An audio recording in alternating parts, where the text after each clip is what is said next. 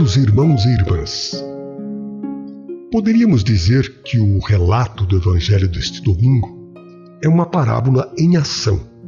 A cena acontece num lugar despovoado, afastado da vida cotidiana, organizada segundo o pensamento da sinagoga e a lógica dominadora do império. Sair do centro, ou ser deslocado do centro, pode ser uma vantagem à hora de perceber o que Deus realiza em nossas situações concretas. Quando Jesus e seus discípulos vão pelo mar, a multidão sai caminhando ansiosamente por terra e os alcança. Jesus é ponto de confluência de todas aquelas fomes, dispersões e diferenças.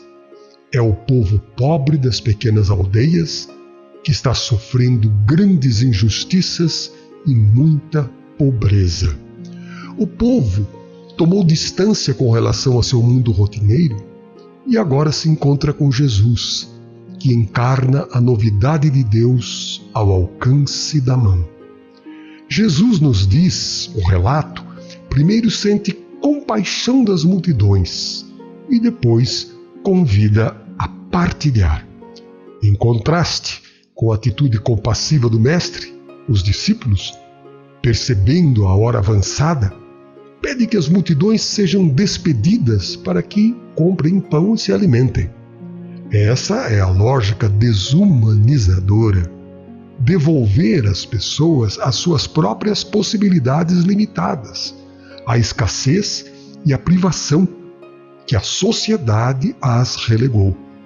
Os discípulos são sensíveis à fome do povo empobrecido, mas o deixam à mercê de seus próprios recursos. Não conhecem outra solução.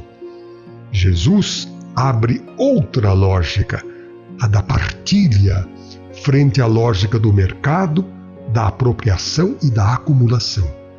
Os produtos da terra estão situados na lógica do amor, que é a única força transformadora da história. Esta é a utopia do reino. Um povo reunido harmoniosamente pela mesma busca faminta e pela mesma saciedade, onde os alimentos da terra, produzidos com esforço, são compartilhados com todos, sem que ninguém negocie ou acumule. Só será efetiva a nova comunidade quando pães e peixes entrarem na lógica do reino. Sem oferecer o próprio pão, os próprios recursos, a própria pessoa, não há possibilidade de construção do reino de Deus.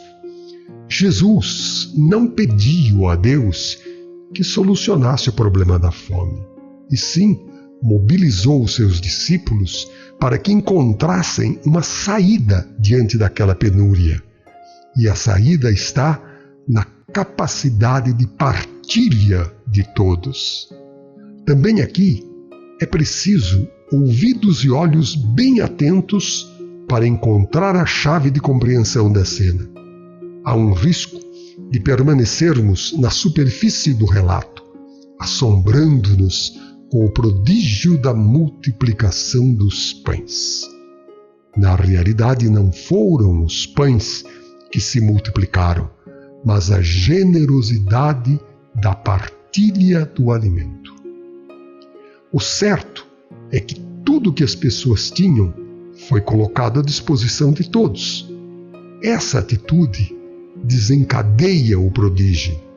A generosidade se contagia e realiza o milagre.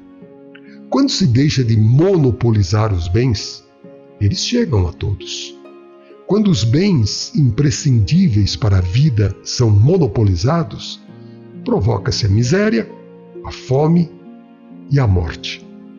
Na intenção do evangelista, Jesus demonstra, deste modo, que o problema não é a carência de recursos, mas a falta de solidariedade.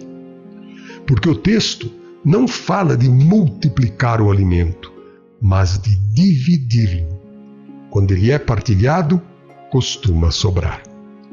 O que acontece com os pães e os peixes nas mãos de Jesus? não os multiplica. Primeiro, bendiz a Deus e lhe dá graças. Aqueles alimentos vêm das mãos de Deus, são para todos. A dinâmica normal da vida nos diz que o pão indispensável para a vida deve ser adquirido com dinheiro, porque alguém o monopoliza e não o deixa chegar ao seu destino, a não ser cumprindo algumas condições que aquele que monopolizou impõe: o preço. O que Jesus faz é livrar o pão desse monopólio injusto. O olhar voltado para o céu e a bênção são o reconhecimento de que Deus é o único dono do pão e que a Ele é preciso agradecer esse dom.